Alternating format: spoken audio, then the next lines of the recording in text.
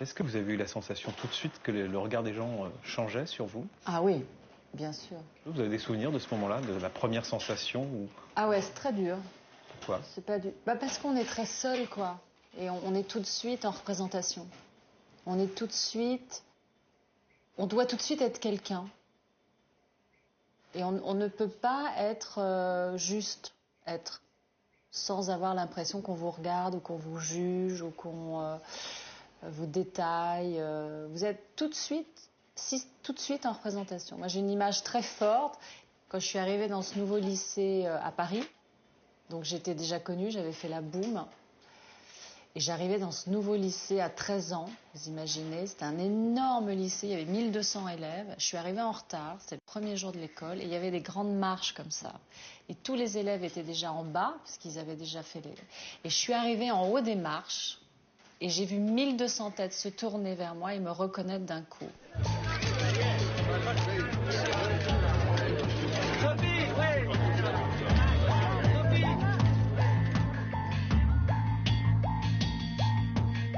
Et au moment du premier casting, vous avez la sensation que vous l'avez gagné, ce casting? Non, pas du tout. J'ai rien réalisé du tout. Non, non, c'est très bizarre pour moi, le cinéma dans ma vie, c'était pas du tout ni un rêve, ni même quelque chose que je pouvais appréhender. C'était une abstraction totale. Here she is, Sophie Marceau.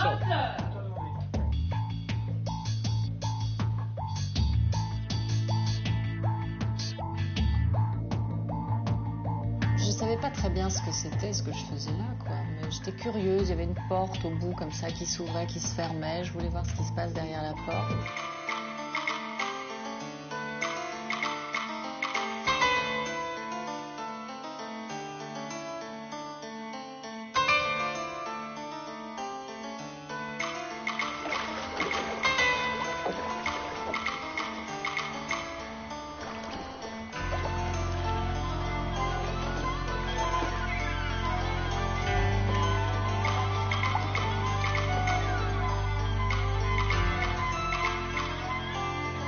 Je sais pas comment les autres font pour échapper à la promotion.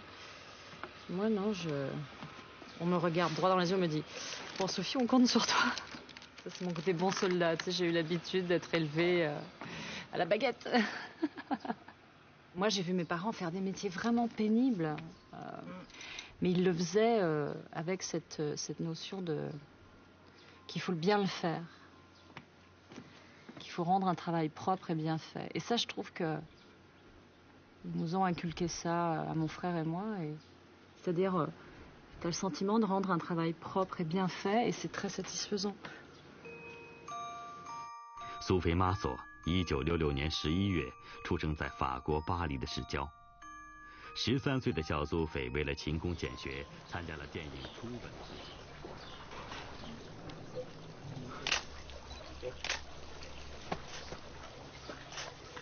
试。Nice, 1 second.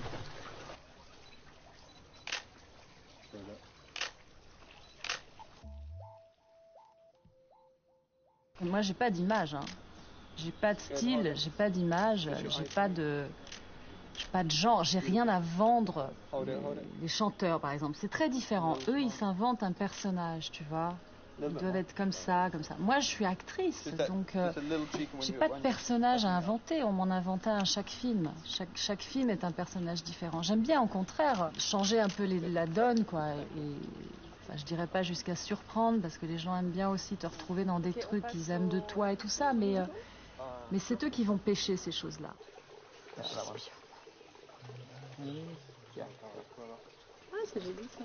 Si les photos sont vraiment moches, je veux dire, c'est vraiment pas important ça. Enfin, moi, ça va me mais c'est pas grave.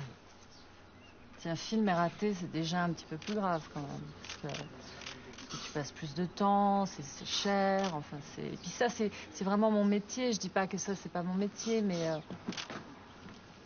je compose rien, quoi, tu vois. C'est le photographe qui compose son image, sa photo. Moi, il faut juste que je sois jolie, quoi. Bon, bah, ça va, c'est pas... Ce qui compte plus pour moi, c'est de faire mon métier d'actrice.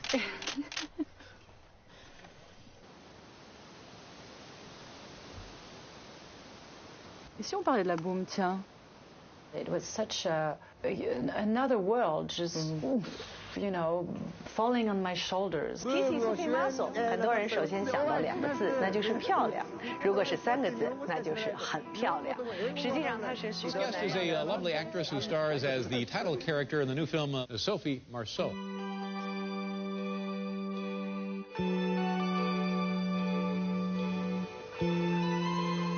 J'avais envie de travailler, j'avais envie de gagner un peu d'argent pour être indépendante, quoi, avoir un peu d'indépendance. Donc je suis allée chercher comme ça des petits boulots sur les marchés le dimanche matin. Je leur demandais s'ils n'avaient pas besoin de quelqu'un pour débarrasser les cajots, les trucs comme ça, ou dans des boulangeries, si en arrière-boutique je pouvais pas travailler. Mais bon, j'étais un peu trop jeunette, donc ils n'avaient pas le droit de m'engager. Et puis mes parents étaient au courant de ça, évidemment. Et un jour, maman, pour un peu s'amuser, comme ça, elle me dit, tiens, j'ai vu une annonce dans un magazine, c'était une agence de mannequins enfants. Elle voulait absolument y aller. C'est un article qu'on avait vu ensemble sur un journal de télé. Ah, du maman. Je lui dis non, écoute, moi j'ai pas le temps. Et puis il se trouve que le studio était juste à côté de là où je travaillais. Elle m'a dit, t'as pas beaucoup de chemin à faire pour y aller quand même. Et c'est comme ça qu'on s'est retrouvées toutes les deux dans ce studio. Et je sais pas ce qui s'est passé. Ils ont flashé sur Sophie. Enfin, ils ont fait quelques photos et puis ils m'ont dit, bon, si jamais, on vous appellera. Puis ils m'ont pas appelé pendant très longtemps. Et puis un jour, j'ai reçu un coup de fil, ils m'ont parlé d'un casting. J'y suis allée avec mon père parce que j'étais enfant, j'avais 12 ans et demi. Enfin bon, on était là, on attendait, c'était dans des beaux bureaux. Il y avait pas mal de gens qui étaient là, qui attendaient aussi, et les enfants avec leurs parents. Enfin... On est arrivé là-bas, il y avait tout un tas de monde, des gosses, les mamans qui les repeignent. Elle arrive avec sa grande chemise blanche qui dépassait tout, un pull dessus. Et tout. Non. Je lui dis, on rentre, tu passeras jamais. Ah oui, carrément. Vous savez. Elle me dit, non, je reste. Donc on passe, et ils m'ont rappelé, et puis après j'ai fait d'autres essais, et puis voilà, et puis j'ai eu le rôle de Victoire Béreton dans La Boum. Et ça a été tourné en été, donc j'étais contente parce que j'avais trouvé mon job, quoi. Je m'appelle Sophie Maupu, je fais 1m65. J'ai jamais fait de cinéma et ça m'intéresserait d'en faire. Bon, tu as quel âge? J'ai 13 ans. Tu es née quand? Je suis née en 66, le 17 novembre.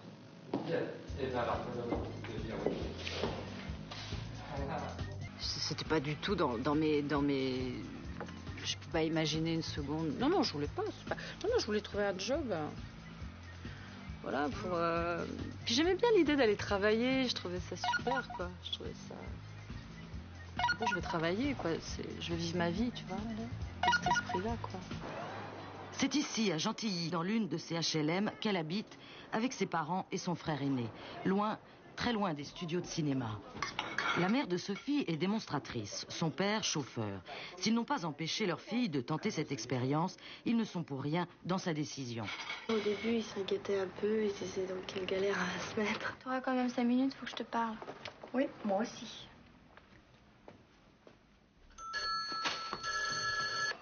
Allô? C'est pour moi. Vraiment, Vic, si papa veut nous appeler. Ouais. Non, j'ai pas encore attaqué. Dis, elle est en quoi ta salopette rose? Bon, faut que je te quitte, le service d'ordre est renforcé. Sors pas. Je correspondais pas à cette petite fille du tout, quoi. Ni socialement. Je pense qu'on a chacune fait un petit bout de chemin l'une vers l'autre, je le pense. Mais au départ, on n'était pas du tout semblables. Et les gens m'ont complètement identifiée dans ce rôle-là. Donc longtemps, ils m'ont identifiée à ce personnage. T'arrêtes pas, je te dis. Oh, attendez-nous! Ça va? Ouais. Vous faites quelque chose samedi soir? Pourquoi? Vous pouvez venir? Ouais, peut-être. Faut vous donner la réponse quand? Bah, ce soir, on a trop de maker. Si vous venez pas, Tu veux y aller, toi? peut-être, on verra. Appelez-moi ce soir sans faute, hein, parce qu'après, ce sera... Ok, salut.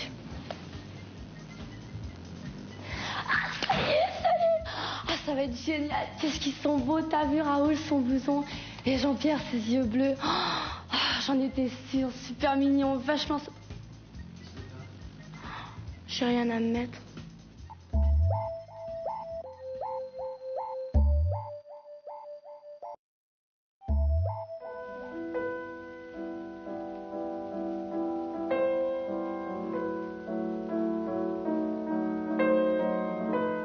Quand j'étais jeune fille, je m'intéressais beaucoup au cinéma. Oui, j'avais 3 fois, 4 fois la semaine. Et puis on est parti habiter la banlieue, on a trouvé une maison. Alors là, j'y allais pratiquement plus. Et nous, on habitait loin des cinémas, on n'allait pas au cinéma. J'étais dans une banlieue en Seine-et-Marne. Enfin, à l'époque, c'était loin parce que c'était loin des, des cinémas, de la ville, du grouillement culturel où on peut trouver des librairies ou des magasins de disques. Il n'y avait rien de tout ça, quoi. Donc vous êtes en train de dire que vous avez presque découvert le cinéma en faisant vous-même. Ah, complètement. Complètement. When did you realize that you could have a choice, that you could have a control of your own career and your own characters? Well, since the beginning, I was not really shaped. I shaped myself through the movies and through the process of life, of working. You know, I don't have a plan. I don't have a strategy. I don't have a this or that. No, I re-question myself every time. When I read a script, I'm always like, okay, I'm gonna do it. I'm gonna do it. You know, I'm not somebody who likes comfort. When it's too comfortable, like no, I feel like I'm trapped. It's too soft and I feel too... No, I like when it's complicated, when it's challenging, when it's unknown, when it's something that people would not expect from me.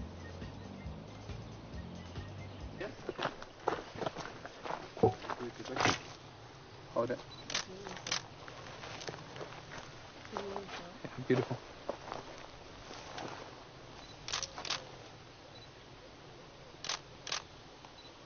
Nice. Beautiful. Good, hold it. Hold it right out. Non, ça c'est Gaumont. C'est mieux. Pour toi, c'est mieux. Sacrée Marguerite. Je pensais pas que ce serait une histoire qui reste, enfin dont on me parlerait encore aujourd'hui. J'avais un contrat d'exclusivité les 2-3 premières années, je crois. Enfin, ils étaient prioritaires sur tous les autres projets qui pouvaient venir vers moi. Claude Pinoteau m'avait demandé comme ça, est-ce que ça t'amuserait de faire 3 jours dans mon film? C'est vraiment une apparition. Enfin, c'était juste un petit coucou, un clin d'œil, comme on appelle ça. Voilà. C'est un film avec Lino Ventura. Et en même temps, Zulawski me proposait le rôle principal dans L'Amour braque, qui était une adaptation de L'Idiot de Dostoïevski. Et moi, évidemment, j'étais très intéressée pour le faire. Sauf que les 2 films tombaient en même temps. C'était les mêmes dates. Mais je ne pensais pas que ce serait un problème, puisque le film de Claude me demandait 3 jours de tournage. Et de la part de Gaumont, il y avait...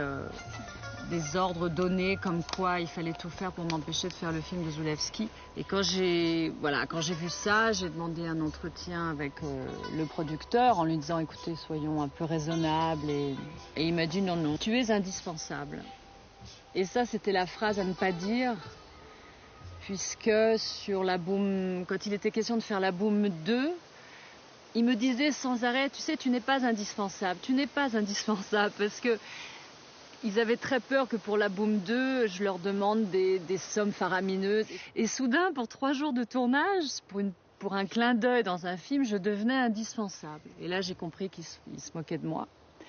Et je lui ai donc dit, écoutez, je ne ferai pas votre film. Je me suis dit, mais ils vont m'envoyer en prison parce que je rompais un contrat que j'avais signé. Donc, mais c'était là, je mesurais mon pouvoir de dire non. Pour moi, c'était plus important de garder ma liberté, enfin de choisir ce que moi je voulais faire, que de me compromettre à quelque chose que j'aurais très très mal vécu. Il a fallu que je rachète mon contrat. Ils ne m'en ont pas fait cadeau du tout. J'avais 16 ans et j'avais pas d'argent. Donc j'ai dû un petit peu hypothéquer l'argent futur voilà, pour pouvoir les payer, quoi. Mais bon, voilà, j'avais pas d'agent, j'avais pas d'avocat, j'avais personne, donc j'ai fait.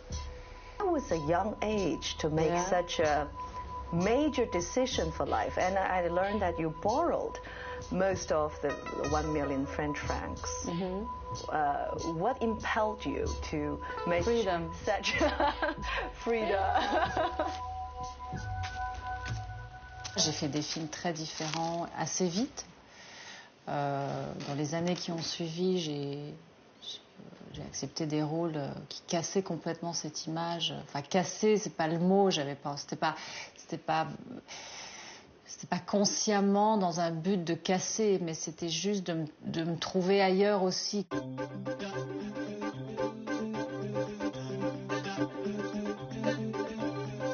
On l'a émancipée parce que non, le jour où elle est partie définitivement, ça nous a fait quand même quelque chose. Tous les soirs, son couvert était là. Ça nous a fait drôle de voir que il manquait quelqu'un. Force Gump, c'était super. C'était l'aventure totale. Je partais avec une équipe de films et il n'y avait personne qui était là pour me surveiller ou pour. Donc j'avais vraiment l'impression d'être complètement indépendante, d'être adulte et d'être une grande fille. C'était une famille, quoi, vraiment très très liée, très soudée. Et ça, j'ai adoré. J'ai fêté mes 18 ans sur Police. Et j'ai enchaîné tout de suite l'Amour Braque en même temps. J'ai tourné Police et l'Amour Braque pendant 3 jours, 3 nuits. J'ai pas dormi parce que j'en tournais un la nuit et l'autre le jour. Ça a été un choc, hein. J'avais pas l'impression de m'aventurer dans quelque chose de bizarre, d'obscur et pas du tout. C'était au contraire très, très lumineux, très, très, très joyeux, très riche.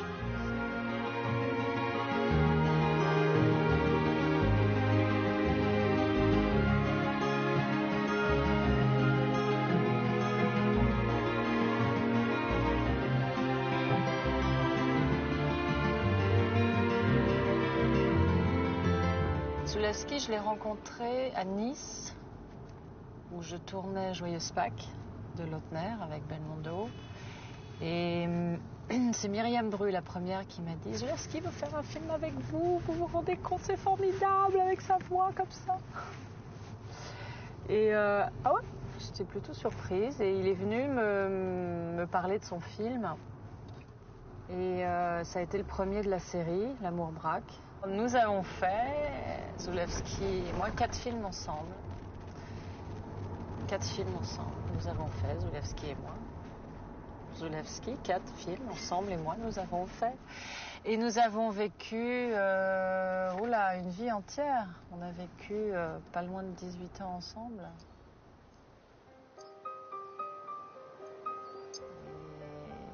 Voilà, c'est pour ça que 4 films, ça me paraît peu comparé à 18 ans d'une vie. Mais parce qu'il y a eu d'autres projets qu'on n'a pas pu faire ensemble. C'est ça aussi. Il y a eu plein de projets auxquels je tenais beaucoup, moi. Dont Jeanne d'Arc. Il y avait un script génial. Puis c'était un rôle, moi. Tu te rends compte, j'avais 18 ans. Ça aurait été vraiment super. Il y a eu comme ça pas mal de projets qui n'ont pas abouti. Parce que ça, c'est aussi ce qui se passe souvent au cinéma. C'est que j'étais malheureuse. Ne